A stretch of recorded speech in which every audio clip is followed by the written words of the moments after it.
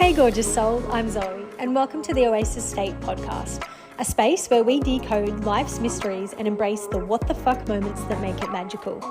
Let this podcast be your trusted companion on your wild journey of transformation, healing and soul expansion. Together, we'll dive deep, celebrate our technicolor existence and turn life's chaos into pure magic. Hello, gorgeous soul, and welcome back to another episode of the Oasis State podcast. My name is Zoe, and I am so grateful you are here.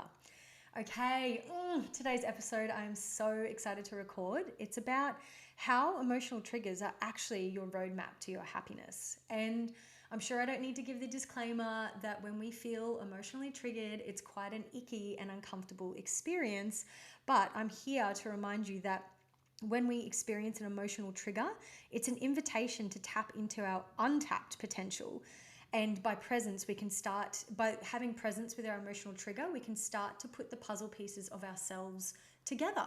Because, like I said, we sort of are growing up in a society that doesn't really value emotional depth just yet. Like there's definitely a movement with that, and I just love being a part of this movement, and I'm so drawn to empowering women to come back into a sense of alignment and authentic self-love, which involves befriending your emotions and understanding that they can feel traumatizing, but it's not nothing is wrong with you when you have an emotional trigger, basically. And in my experience, emotional triggers can be quite intense at the start when you're earlier on in your self-evolution journey. They can feel intense, you can feel quite disempowered, and that with our society not really and valuing emotional intelligence can sort of put another level of resistance onto the emotional triggers. And I say this a lot about different parts of our holistic journey, or the journey to becoming the best version of ourselves, is that in our society right now, a lot of these things don't have the greatest PR manager. So emotional triggers, like I said, are portrayed as traumatic and stressful and something that we need to run away from. And I don't deny that they feel yucky, but in my experience, as I've started to learn the potency that is an emotional trigger, I've been able to, just readjusting. I've been able to come into such a beautiful, aligned, magnetic state with my emotional triggers, because I've realized that having an emotional trigger does not mean that there is anything wrong with me. It's just an invitation to look at what's blocking me, what's the limiting story there, what's the unresolved trauma. Trauma is like a strong word, but what's the unresolved emotions here that keep getting triggered by something external or internal. You could just be thinking about something and then boom, an emotional trigger comes along. And I'm here to encourage you to celebrate the fact that you've had an emotional trigger, rather than go into this state of resistance, this state of disempowerment, and start criticizing yourself for why you're experiencing emotions. Because as women, we are feelings factories. We are literally find our sense of alignment, our ability to relate with the world through our emotions, but through 3,000 years of the patriarchy, we have been disconnected from that power and made to believe that our feelings and our emotions are something to avoid, but it's actually, as a woman, the way to access our superpower.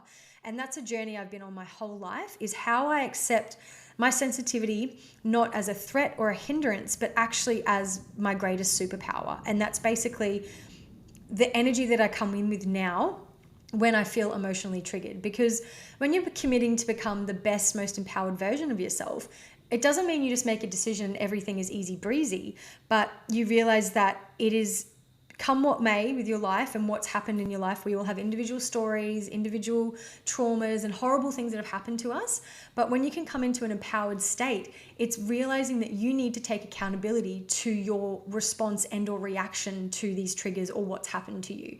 No one is coming to save you. So you need to sit with what's going on so that you don't keep playing out experiences that trigger that emotion. And you may find, you might have a confusing experience of making that decision to commit to becoming the best, most empowered, aligned version of yourself. And then all of this shit gets thrown at you. All of these external triggers or relationships, conversations, experiences come along that just trigger the fuck out of you. And you might be like, what is happening? I want to become the best version of myself. And I'm here to tell you that if you have made that decision and you're feeling emotionally triggered, that's an exciting sign, because that's the universe responding to your commitment and decision to become the best version of yourself. Because as you're working on the better part, not better parts, that's the wrong way to say it, but as you're working on evolving holistically and, you know, becoming that best version of yourself, it means that the parts of you that don't serve you anymore, which are usually manifest as emotional triggers, they cannot come with you. You cannot continue to have a trigger of an abandonment wound or codependency or low self-worth, like whatever the experience is behind the trigger. If you've committed to become the best version of self, that can't come with you. So that hopefully can explain to you what might feel like a confusing experience, because you're leaning into becoming the best version of yourself and you're doing the inner work and you're doing the affirmations and you're loving yourself and you've got the self-care practices, you're moving your body, you know what I mean? Eating well, meditating, etc. And then it feels like your inner experience is like the muddiest water that you've ever come across. And you're just like, what the fuck? I'm here to tell you that it is an encouraging sign. So when I get emotionally triggered now, obviously it's an uncomfortable experience, but I'm also like, you know, I wish you could see, I'm not recording a video, but I'm like, you know, tapping my fingers together like, ooh, okay, what's on the other side of this? Like, what's the nugget that's on the other side of this negative emotion? Because essentially, when you're becoming an empowered and aligned woman, all you are doing is shifting every negative, low vibrational moment, experience, trigger that you're having, and you're flipping the coin and you're shifting it to the highest expression.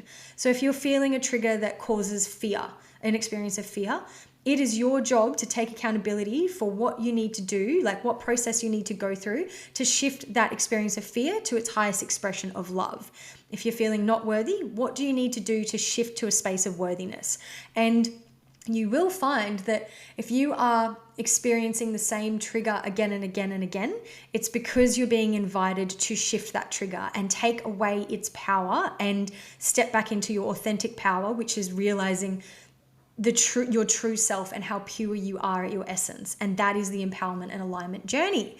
So yeah, hopefully I'm getting you guys jazzed about emotional triggers, because I think that's the first piece, is realizing that when you are triggered, even when you're very committed to your alignment journey and your empowerment journey, there is nothing wrong with the trigger. It is an invitation. It's an encouraging sign that the inner work that you're doing is working.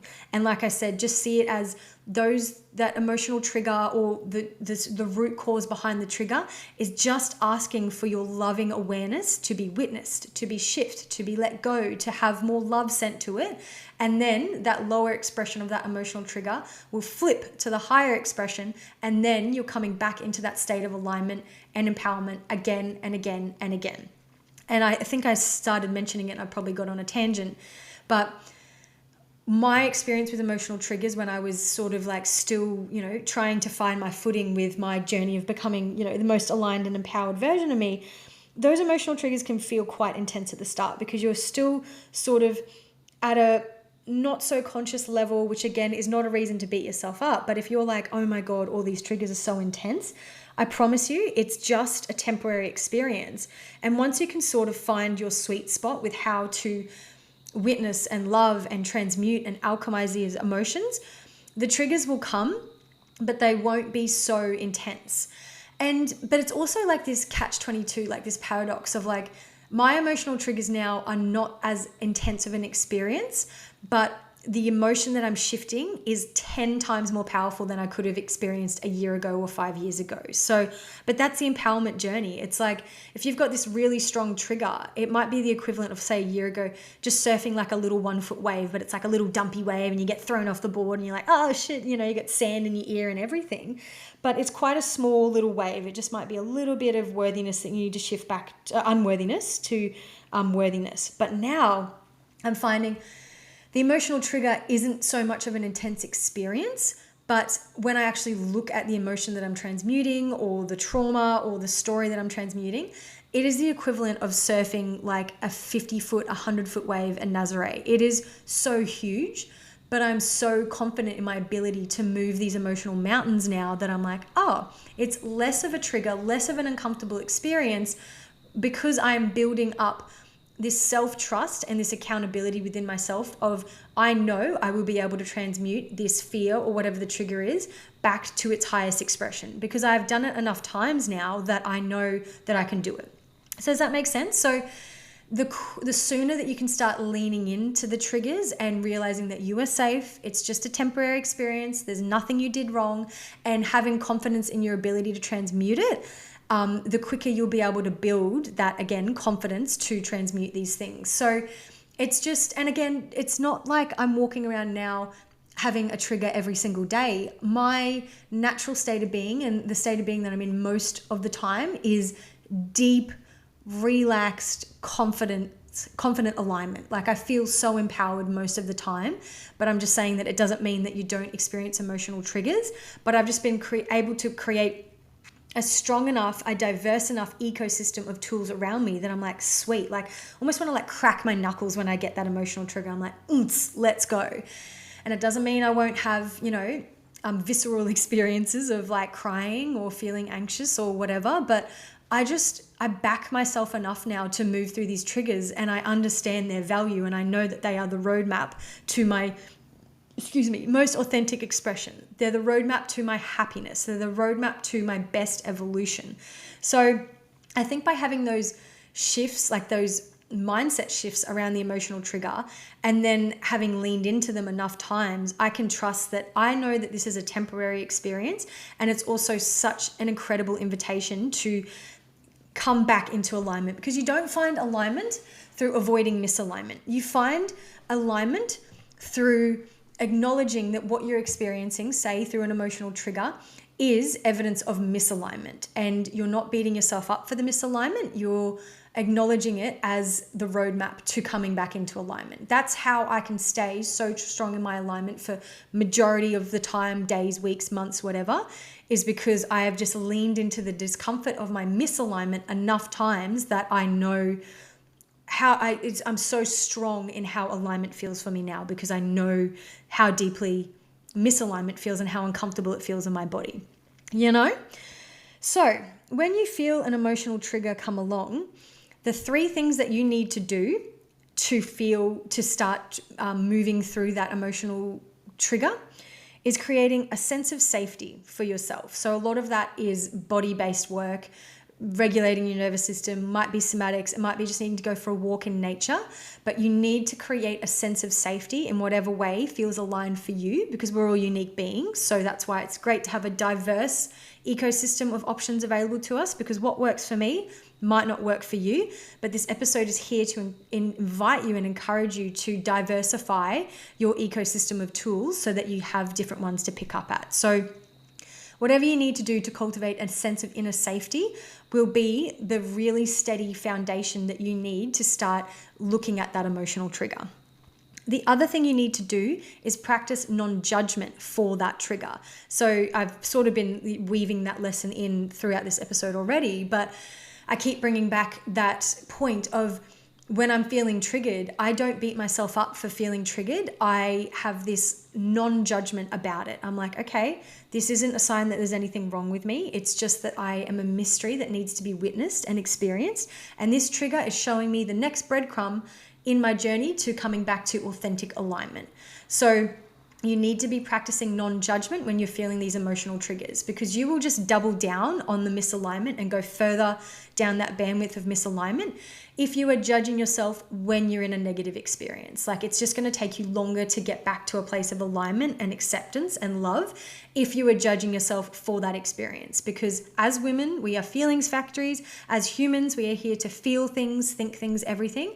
And it's a messy, multifaceted experience. So do your best to release judgment towards your emotional trigger, because it's just going to push you further down that track of misalignment. So practicing non-judgment when you've got that emotional trigger is going to help you actually alchemize that trigger back to its highest expression. And then the third thing you need to do when you've had an emotional trigger is practice curiosity. Why am I feeling triggered by this? So everyone's going to have a different trigger. You might, be in your corporate job, in a workspace where someone criticizes your presentation and it's not an emotional trigger for you. And that's probably because you've worked on your self-worth and you are confident in what you have to offer the world, etc. Whereas you might feel super emotionally triggered by this guy that you're texting and he takes too long to text you back, and that might trigger the fuck out of you. So this is just a disclaimer that every trigger is going to be different. But when the trigger comes along, you need to get curious with that trigger. Why do I feel so triggered that old mate won't text me back? Like, why does that matter so much?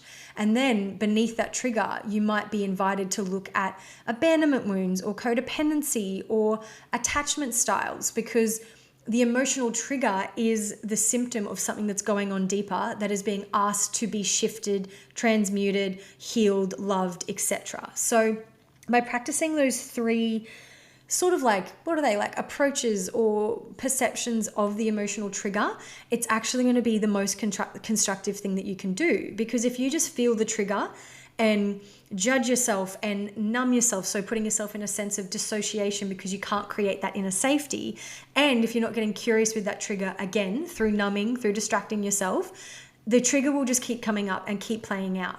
And it's such a disempowering experience to walk around feeling in such a reactive state because you feel out of control with, fuck, when am I going to get triggered yet? Oh my God, I'm getting triggered so much. And like I said, when you start committing to this empowerment and alignment journey, the triggers come up less because you're actually transmuting them. Whereas if I didn't lean into like something that triggered my need to love myself more, I would just get situations, scenarios, conversations, whatever, would just keep coming along to keep activating that emotional trigger of I'm not worthy, I'm not worthy. Whereas I've been able to cultivate a sense of safety within myself, a sense of non-judgment, and a sense of curiosity for my emotional triggers.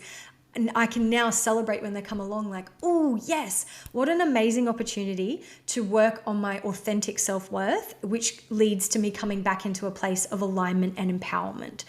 So yeah, I'm just thinking about if there's anything else I really want to say about that right now. I think I sort of got to the finish line with that, but I'll leave that there because I feel like there's a lot to digest with that. But I just want to start encouraging you guys to shift your perception of emotional triggers, because they are the absolute nuggets of gold that are there for you to start using as a roadmap to come back to alignment. So yeah, best of luck with the triggers, guys. Also, if you're feeling like you need a bit of extra support to navigate these triggers, I have an emotional alchemy course that is available on my website, and access to that will be available in the show notes. And basically, it's just a quick and repeatable emotional reset practice. And it really comes in with that essence of creating safety, creating non-judgment, and creating curiosity around that emotional trigger. So if you're listening to this episode like, oh shit, I don't know, but it feels really scary, have a look at that program that I have. And I also have a free guide if you want to sort of dip your toes in before you add to cart with the program. But it is a really quick way to just sit down and start feeling confident and safe around moving through your emotional triggers. And it can just be one thing that you add to your spiritual tool belt until you feel confident enough to sort of just do that. Like, I can move through emotional triggers now while I'm just walking through Coles and grabbing a can of coconut milk from like the Asian section. You know, I'm like, oh, okay, I'm feeling this fear. What can I do? Blah, blah, blah. But everything that I've learned through my ability to befriend my emotional triggers and actually shift them back to the highest expression of what they are, love, it's basically always coming back to love and authenticity. All of what I've been able to achieve by doing that is the essence of that is in this course. So if you're feeling like that's your jam, have a look on my website and grab it and yeah, dive deep into it, because that's actually the note that I want to leave you on, is that your resistance to your emotional triggers is actually more uncomfortable than leaning into your trigger. And once you lean into it, you sort of start to realize that like they're a bit anticlimactic. But like I said, we're walking around the blind leading the blind as a society when it comes to emotional intelligence. And I'm here to shift the narrative that our emotional triggers are not something to fear. They're actually the breadcrumbs to becoming the best version of ourselves. And yeah, it's not actually an uncomfortable experience. Your resistance to the trigger is. So yeah, I'll leave it there, guys. If you felt like this episode resonated with you or inspired you in some way, I would love if you could subscribe to the podcast. Leave a comment if you'd like as well. I'd love to connect with my community more. And just by subscribing and sharing the episode with someone else that you feel would support you, it really helps me on my mission to get my episodes in the ears of women that want to shift from a place of disempowerment back to a place of empowerment and alignment, because that is how we are going to change the world, my gorgeous souls, is by more women embodying their queen energy and becoming the main character in their lives. So if you can help me out by subscribing to the podcast and sharing it with a friend, that would be so, so helpful. Thank you so much, and I'll see you on the next episode. Love you. Hey, beautiful soul. Thanks for tuning in to another episode of the Oasis State podcast.